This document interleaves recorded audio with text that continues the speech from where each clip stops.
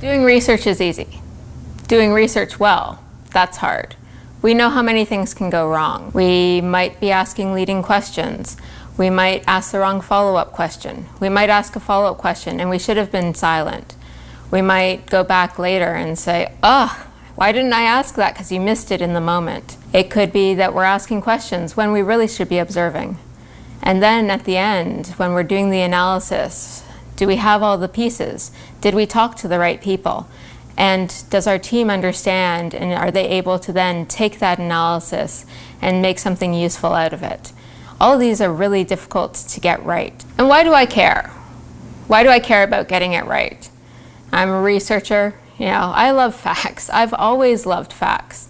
And this goes back to when I was a little kid and I decided I needed to know all the facts. I needed to know the truth about things. I believed it so strongly, I decided to read the encyclopedia.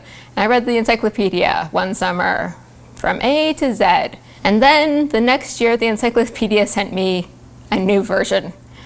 They had made some changes. They had learned new things. Facts are so tricky and slippery, and they're constantly changing. And as researchers, we need to understand that sometimes the things that we understood from the beginning aren't going to hold up through iteration as we learn new things. So there are lots of ways that we can get better at understanding what our facts are, that we can find out things for our teams and for ourselves. We always want to get better at that. And within the existing system right now, a lot of teams are running retros in which they go back and they look to see what's gone wrong in the past. How can we do it better in the future?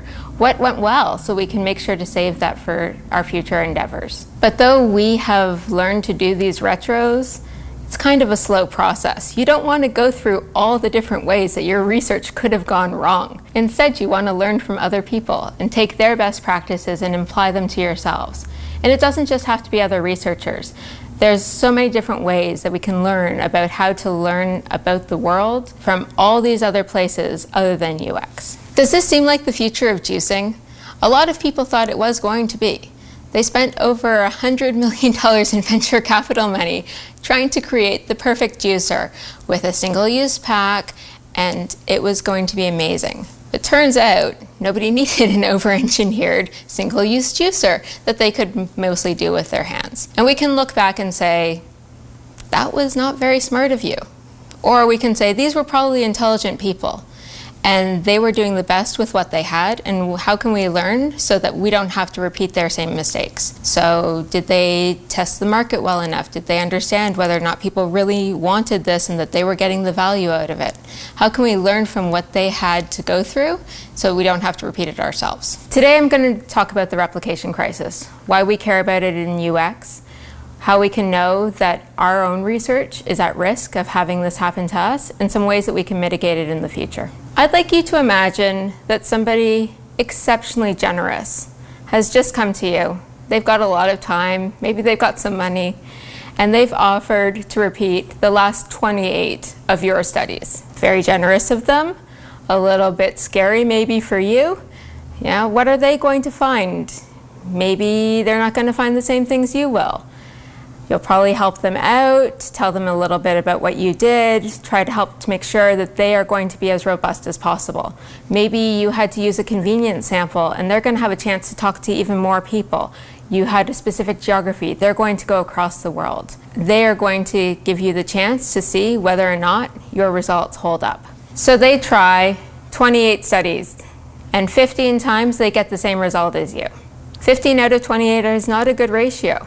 How do you feel about that when you go to your stakeholders and say, so, those other ones, we were going down the wrong path? That's what's been happening in psychology. They've tested a number of studies over and over again.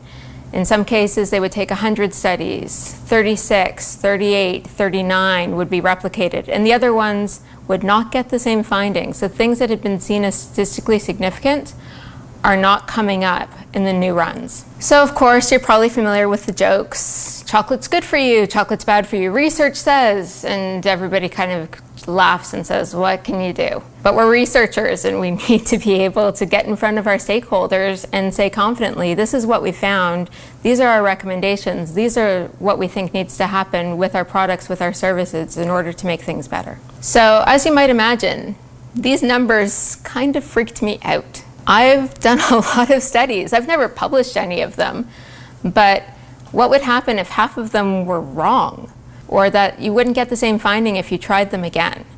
People have gotten bonuses because of results that I've presented. People have not gotten bonuses because of results I've presented. Companies have made big investments or stopped big investments because of my results. And so if I want to go in front of my stakeholders and be confident and tell them they should be doing this research, I need to feel comfortable that research itself is legitimate. And even in times when we're doing qualitative research, when we're not making any statements about reproducibility, when we're not making any statements about significance, we're still talking about patterns. We're still linking that to broader plans that the company is making. And they still need to be able to feel confident that what we're finding is generalizable in some way, shape, or form. So when I started looking at this topic more deeply, I realized that the people who are writing about it, who are very smart people, are hitting many of the problems that we often hit when we're trying to talk about our own research. It's such a complicated space. There are so many nuances, but you want to get the nugget across. And how do you do that without losing what you're trying to say and losing people's attention because you've gotten down the rabbit hole and you've just gone too far? These are some things that you might have heard about yourself, that eating off of a smaller plate means that you'll consume fewer calories, that if you force yourself to smile, even if you're not enjoying something, that you'll report afterwards that you actually quite liked it. I know that I've been told when I've been in exercise classes to smile. Smile at yourself. And there's actually a study that says that you'll say afterwards exercise is good and enjoyable because you said that. We also see things like power posing, paradox of choice, loss aversion, all these kinds of concepts that we keep on throwing around to explain patterns that we're seeing in our own research later on. But it turns out that some of these facts have come under question. While research said some of those things, when people try to replicate the studies, they don't get the same significant results. These questions are not as unassailable as we thought they were. And beyond the idea of pure replication, we also need to think about how generalizable certain things are. For example, in the paradox of choice, yes, the jam sales were higher when they had fewer jam jars. But does that come across all the time? Not necessarily. None of the examples I just talked about are straightforward. None of the people involved were falsifying the data. They all believed in what they published. That's what makes this such a difficult topic to look into. And it's so hard for us because we know they had their best intentions. We know that we have our best intentions when it comes to presenting our research to our stakeholders. But we also want to make sure that our stakeholders don't run with the data too far. We need to be willing at all points in our research to admit that we were wrong. We need to test our hypotheses, we need to test our recommendations, we need to test our conclusions. Otherwise, we're building everything on a huge pile of sand. So I'm going to dig a little bit deeper into a couple of examples of studies that you may or may not have heard about. The first one is a favorite of mine, the marshmallow test. What they did was they asked children to decide, did they want a marshmallow now or did they want more marshmallows later? And they wanted to know, do children understand the concept of deferred gratification? That sometimes we put up with things that we don't like in order to get a better reward later. And this is important in terms of health, in terms of finances, in terms of academic achievement. There are all sorts of ways in which deferred gratification is important. So they tried a number of different things. It wasn't just marshmallows, but they found that some kids did a good job at holding out, and they would sing to themselves, they would turn their chair around so they didn't have to look at the marshmallow anymore, and some of the kids just ate the marshmallow right away. When they went back many years later, they looked at these people's SAT scores. And the SAT scores were much better for people who had been able to, as a child, hold out and not eat that marshmallow. Fascinating, right? That you could predict whether or not someone's going to be successful later in life. And this, was across the board, many different success metrics. You would be able to predict that they would be successful later in life based on, as a child, if they could hold off on eating a marshmallow. And it's the type of thing that you wonder, would I have been able to do that when I was that age? People were really excited about this. But then a group of scientists went back and looked at another data set, a larger, more robust data set that had been recovered in the 90s. And they discovered that once you controlled for the child's background, maternal education, their intelligence level at the time, the result pretty much disappears. It turns out it's not as easy as that.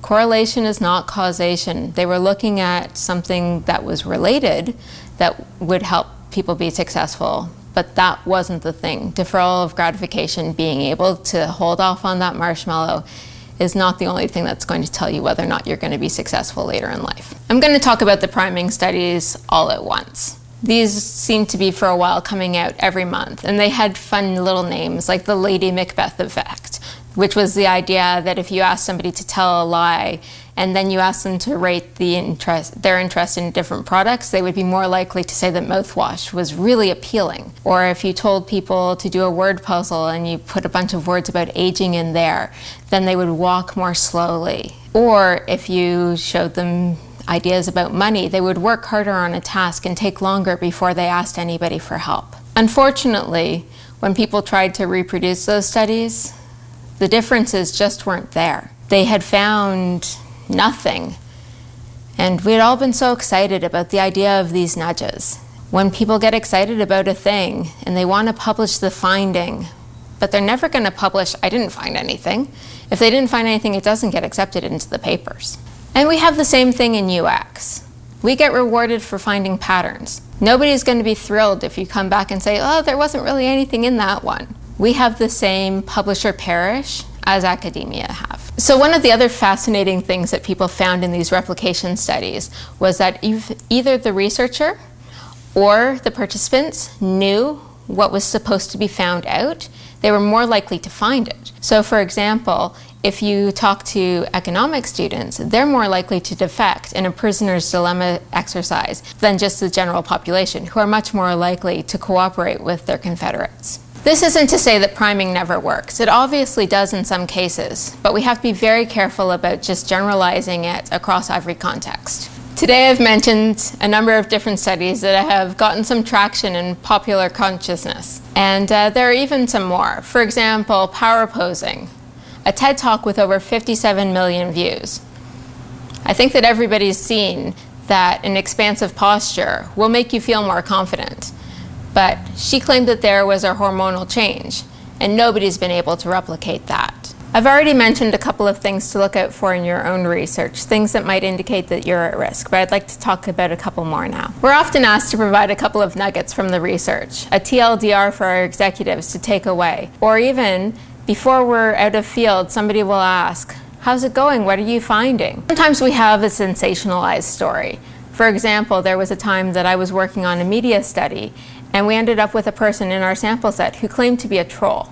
And everybody was really interested in what this person had to say. But the study wasn't about trolling, and we only had one person. So it wasn't generalizable, it was that one person's experience. But because everybody was so excited about talking about the troll, it ended up taking so much more airspace than it ever should have in our discussions. So sometimes what ends up happening is that our teams think that there are really easy solutions to complex problems. They lose the nuance, or they think that they can generalize beyond the specific context that we were researching to across the board. Another risk is that sometimes we find something, we see a pattern, and it melds perfectly with what the team already wanted to do. When that dovetail happens, we're at huge risk for everybody to just have confirmation bias and run with something that maybe doesn't have as much support in the research as everybody was hoping it would have. It's wonderful when our research gets momentum, but we really have to look out for the risks. What are some of the big risks? If you've got a small sample size, if you're missing diversity, even between your respondents, but also the people who are working with the data afterwards. If the findings dovetail too closely in with what everybody already was hoping to see. You're not going to find something earth-shattering at every research project. Sometimes it will be the small things that are the most interesting, the most meaningful, but we shouldn't let them get too big. You need to make sure that the team doesn't take what was a very specific group of people in a very specific scenarios, very specific context, that they don't take it and just think that this applies across the board, because often it won't. As I said from the beginning, nobody wants to go through all the pain themselves. It's better to look at how other people have solved the same problems. Looking at the academic fields have really helped me think about how I want to change my practice going forward to make sure that my research is stronger and more resilient in the future. Number 1, state your hypotheses going in. Don't just go in there with a dredge. I don't know what I'm going to find, but I'm sure I'll find something. As soon as you go in there with no ideas, you're at the risk of false positives. Decide when you're going to be detecting signals and when you need to measure how big that signal is. Never give people 2 decimal points in your percentages. Diversity is key. We never have the time or the money to do as much research with as many people as we'd like to. But do as much as you can to ensure geographic diversity, diversity of backgrounds, diversity of experiences. When you have different types of people engaging with your research, both on the respondent side and on your team, you are going to find new things that you never would have found if you just talked to the same type of people over and over and over again. Don't overpromise. It's great when your stakeholders see the impact that your results might have on their overall business, but you want to make sure that they understand that generalizing across contexts is not going to be safe for them. They need to be able to take small risks and test them at each stage rather than just going across the board and thinking that it's a one and done project. I say celebrate failures. That's maybe a little bit difficult on many teams, but maybe you can reframe it. When you present back, it's always great to tell people what everybody's hypotheses were going in, what we got right, what we got wrong, what we've learned that's new. Some language that might help. We went into this research thinking that we might learn some more things about this. Turns out that we didn't understand this quite as well as we thought we had, and now we have some new ideas for how to move forward. We've adjusted our understanding of what that first group was trying to communicate based on their reactions to our new concepts. Always be looking for counterexamples. As researchers, we need to celebrate when we've found something new and found that our previous understanding was maybe too flawed. We know that as researchers, even we have confirmation bias. We need to always be looking for counter-indicators for our opportunities to discover where we had been wrong in the past. Emphasize the iteration. Emphasize that we're learning new things. Emphasize the building process. We never want to do a one and done. One and dones are super risky. I've been involved in a number of really big studies where we came out with very fascinating insights and the team was really excited about what that meant.